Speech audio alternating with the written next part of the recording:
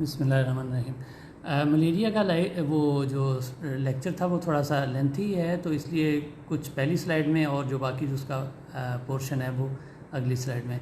तो erythrocytic cycle तो मैंने पहले आपको बता दिया है कि एरिथ्रोसाइट के साथ जब अटैच होता है मलेरिया पैरासाइट, तो ये थोड़ा सा उसको मज़ीद एक्सप्लेन करने के लिए, तो वो उसकी ग्लाइकोप्रोटीन के साथ अटैच हो जाता है और उसके बाद वो सेल के अंदर एंटर हो जाता है। एंटर होने के बाद उसकी इनिशियली रिंग फॉर्म बनती है। ये जो जिस तरह पिक्चर में दिखाया गया है, तो वो रिंग फॉर्म जो होती है उसको हम अर्ली ट्रोफोसाइट फॉर्म कहते हैं, और उसके बाद वो अमीबाइड शेप इख्तियार कर लेता है और उसको हम लेट ट्रोफोसाइट फॉर्म कहते हैं। उस वक्त तक न्यूक्लियर डिवीजन स्टार्ट नहीं होती।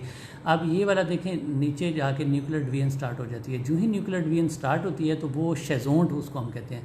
जब तक न्यूक्लियर डिवीजन स्टार्ट नहीं होती उसको ट्रोफोसाइट फॉर्म कहते हैं। उसकी अर्ली ट्रोफोसाइट फॉर्म जो है उसको रिंग फॉर्म कहते हैं। लेट ट्रोफोसाइट फॉर्म को अमीबाइड फॉर्म कहते हैं। और जब न्यूक्लियर डिवीजन स्टार्ट हो जाती है तो उसको हम अर्ली शेज़ोन फॉर्म कहते हैं। फिर वो मल्टीप्लाई करता जाता है और हर न्यूक्लियस अपने इर्द गिर्द साइटोप्लाज्म ले लेता है, तो वो फिर मैच्योर शेज़ोन फॉर्म होती है। मैच्योर शेज़ोन फॉर्म जो है वो रप्चर करती है और इस तरह ये लाइफ साइकिल चलता है। ये एरिथ्रोसाइट के अंदर जो है उसकी रिपीटिशन है।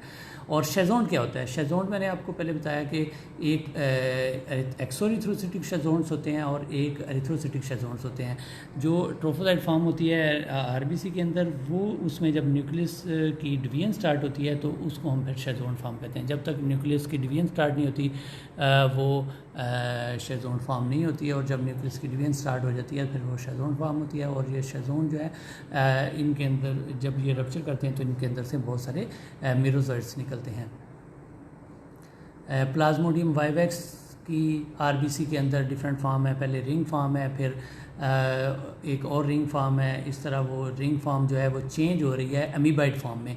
तो ये जो है रिंग फॉर्म और अमीबाइड फॉर्म, और उसके बाद फिर जब न्यूक्लियस की डिवीजन स्टार्ट हो जाती है तो उसको हम शेज़ोन फॉर्म कहते हैं। तो वाइवेक्स की तीनों फॉर्म्स हम आरबीसी के अंदर देख सकते हैं। पेरिफेरल ब्लड में रिंग फॉर्म भी देख सकते हैं और ट्रोफोसाइट फॉर्म भी देख सकते हैं जो कि अमीबाइड फॉर्म होती है, और उसके बाद शेज़ोन फॉर्म भी देख सकते हैं। तो ये इमेच्योर शेज़ोन फॉर्म या अर्ली शेज़ोन फॉर्म है, उसके बाद शेज़ोन फॉर्म और फिर मैच्योर शेज़ोन फॉर्म। तो ये सारी फॉर्म जो है और गमीटोसाइट फॉर्म जो है वो भी हमें आरबीसी के अंदर मिल सकती है। लेकिन फेल्सीपैरम की सिर्फ और सिर्फ हम रिंग फॉर्म देख सकते हैं या गमीटोसाइट फॉर्म। शेज़ोन फॉर्म जो है वो फेल्सीपैरम की पेरिफेरल ब्लड में नहीं होती। और ये वाइवेक्स की एक और पिक्चर है, ये ट्रोफोसाइट फॉर्म है और ये नीचे शेज़ोन फॉर्म है। फेल्सीपैरम की भी डिफरेंट फॉर्म है और इसकी गमीटोसाइट फॉर्म जो है वो सबसे डिफरेंट होती है। बनाना शेप ये गमीटोसाइट फॉर्म हमें मिल जाती है, और ये पेरिफेरल ब्लड के अंदर मिल जाती है। या रिंग फॉर्म जो है, इसका रिंग जो है वो वाइवेक्स की रिंग की निस्बत छोटा होता है। फेल्सीपैरम का रिंग छोटा होता है और वाइवेक्स का रिंग बड़ा होता है, ठीक है। और बाकी इसकी शेज़ोन फॉर्म जो है वो ब्लड में नहीं मिलती। ये फेल्सीपैरम के छोटे छोटे रिंग्स आपको ब्लड के अंदर नज़र आते हैं। इसी तरह ओवेल के डिफरेंट शेप्स हैं, और ओवेल के ट्रोफोसाइट फॉर्म जो है शफनर डॉट्स इसमें नज़र आ रहे हैं। मलेरी के इसी तरह डिफरेंट फॉर्म है, और ये आरबीसी के अंदर मलेरी के फॉर्म है।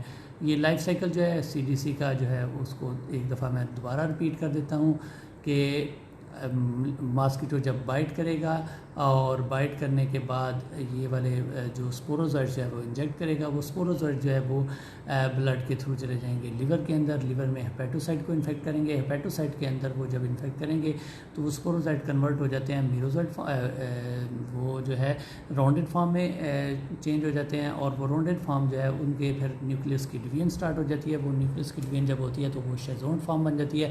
बहुत सारे न्यूक्लियस जब डिवाइड करके अपना अपना साइटोप्लाज्म अपने इर्द गिर्द जमा कर लेते हैं तो वो शेज़ोन रप्चर करता है और उसके अंदर से बहुत सारे मेरोज़ोइट्स निकलते हैं। वो वाले मेरोज़ोइट्स हैं वो आरबीसी को इन्फेक्ट करते हैं, और आरबीसी के अंदर पहले वो कन्वर्ट हो जाते हैं अर्ली ट्रोफोसाइट फॉर्म या रिंग फॉर्म में, फिर लेट ट्रोफोसाइट फॉर्म या अमीबाइड फॉर्म में। फिर उसके बाद वो न्यूक्लियस की डिवीजन स्टार्ट हो जाती है। फिर शेज़ोन, अर्ली शेज़ोन फॉर्म, इमेच्योर शेज़ोन फॉर्म, फिर वो मैच्योर शेज़ोन फॉर्म। मैच्योर जो शेज़ोन होता है फिर वो रप्चर करता है, और इस तरह ये life cycle erythrocytic life cycle चलता रहता है। और जब ये रप्चर करते हैं शेज़ोन इकट्ठे मिलकर काफ़ी काफ़ी सारे, तो उसी वक्त फीवर होता है।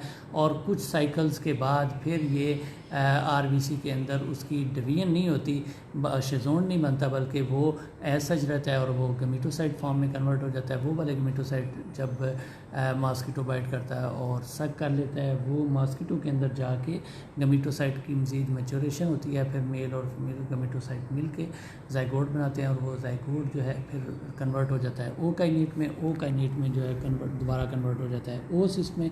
ओसिस्ट के अंदर जो न्यूक्लियस होते हैं उनकी डिवीजन होती है और मल्टीपल न्यूक्लियाई बन जाते हैं, हर किसी कोई अपना अपना साइटोप्लाज्म साथ ले लेता है, और फिर वो वाले ओसिस्ट जो है वो रप्चर करते हैं, तो उससे बहुत सारे स्पोरोजोइट्स निकलते हैं और वो मॉस्किटो की उसमें चले जाते हैं। ये लाइफ साइकिल की रेपिटेशन है, क्योंकि इसका लाइफ साइकिल मोस्टली आता रहता है उसमें एग्ज़ाम में, तो आपको इसका लाइफ साइकिल बड़ी अच्छी तरह आना चाहिए, उसकी चिबिची आनी चाहिए कि फ़ीवर कब होता है और क्यों होता है।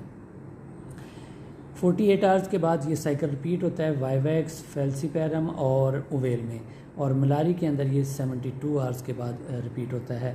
इंक्यूबेशन पीरियड होता है infection of sporozoites by mosquito to first appearance of parasite in blood. Parasite की पहली दफ़ा ब्लड में अपीयरेंस तक का जो टाइम है उसको प्री पेटेंट पीरियड कहते हैं, क्योंकि उस वक्त तक साइन सिम्टम्स अपीयर नहीं होती। इंक्यूबेशन पीरियड उसको हम कहेंगे कि स्पोरोजाइट्स बॉडी में एंटर होने से लेके पहली दफ़ा जब एरिथ्रोसिटिक शेज़ोन रप्चर करते हैं और फीवर की स्पाइक आती है, तो उसको हम इंक्यूबेशन पीरियड कहते हैं। वे वाइवैक्स और फेल्सीपैरम में 10 to 15 डेज़ होता है, और ये वेरी कर सकता है, उसकी डोज पे डिपेंड करता है। और मलेरी के अंदर ये वाला पीरियड जो है ये 28 डेज़ तक हो सकता है। क्लिनिकल फीचर्स जो है ये स्टेज 1 जो है उसमें चिल्स होती हैं 15 minutes to 1 hour due to rupture of from the host red cell escape into. जब शेज़ोन रप्चर करता है तो उसमें से बहुत सारी साइटोकाइन्स रिलीज़ होते हैं, पायरोजेंस रिलीज़ होते हैं, तो ये चिलिंग फेज़ आती है, और नोज़िया और वोमिटिंग हेडेक के साथ हो सकता है। फिर सेकंड स्टेज आ जाती है जिसमें फ़ीवर हो जाता है। फ़ीवर हाई ग्रेड फ़ीवर हो सकता है, माइल्ड भी कई दफ़ा हो जाता है, लेकिन मोस्टली हाई ग्रेड फ़ीवर होता है। और ये फ़ीवर के बाद उसकी जो है स्वेटिंग वाली फेज़ आ जाती है, और स्वेटिंग के बाद उसका फ़ीवर स्लो डाउन हो जाता है। और ये वाले जो स्टेजेस हैं ये रिपीट होती रहती हैं 48 आवर्स वाइवैक्स, फेल्सीपैरम और वेल में, मलेरी में 72 आवर्स के बाद। तो chill, cold stage, hot stage और sweating stage. Fever, sweating, anaemia, splenomegaly, coma, retinal haemorrhage और algid malaria, shock like syndrome इसमें हो सकता है। ये इसकी कॉम्प्लिकेशन। सेरेब्रल मलेरिया, जब दिमाग को चढ़ जाता है मलेरिया, तो फिर उसको हम सेरेब्रल मलेरिया कहते हैं। ब्रेन को इन्वॉल्व कर लेता है मलेरियल पैरासाइट, तो उसको हम और ये मोस्टली फेटल होता है। इसको ब्लैक वाटर फीवर उस वक्त कहेंगे जब आरबीसी की डिस्ट्रक्शन बहुत ज़्यादा होगी, और वो स्मॉल ब्लड वेसल जो हैं किडनी की, उनको रप्चर कर देंगे, और फिर यूरिन का कलर जो है वो डार्क हो जाता है, तो डार्क कोला कलर भी उसको हम कहते हैं। ये एक इसकी कॉम्प्लिकेशन है मलेरिया की, रेयरली होती है। फेल्सीपैरम मलेरिया में ये मोस्टली होता है, डार्क वाटर फीवर और सेरेब्रल मलेरिया। तो ये फेल्सीपैरम की जो है कॉम्प्लिकेशन में सेरेब्रल मलेरिया आएगा, मलेरियल हाइपरपायरेक्सिया आएगा, और गैस्ट्रोइंटेस्टाइनल डिसऑर्डर हो सकते हैं, या ब्लैक वाटर फीवर हो सकता है। डायग्नोसिस इसकी बड़ी इंपॉर्टेंट है। डायग्नोसिस में हम जो है पेरिफेरल ब्लड से उसका स्मेयर बना के, स्मेयर दो तरह का बन सकता है, थिक और थिन स्मेयर बन सकता है। थिक स्मेयर में उसको हम ज़्यादा स्प्रेड नहीं करते, और वो ज़्यादा कंसनट्रेटेड फॉर्म में रहता है।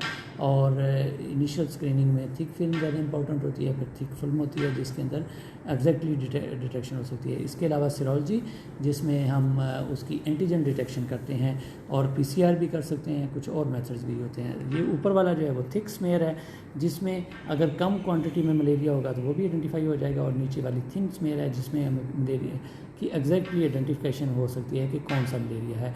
एंटीबॉडी डिटेक्शन इतनी इंपॉर्टेंट नहीं है, लेकिन एंटीजन डिटेक्शन जो है वो ज़्यादा उसकी सिग्निफिकेंस है।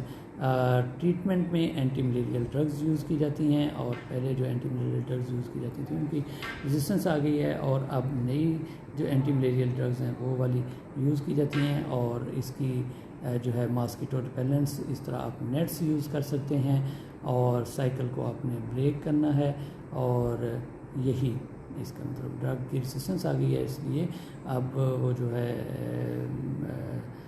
नई ड्रग जो है इसके लिए यूज़ की जाती हैं। Thank you very much.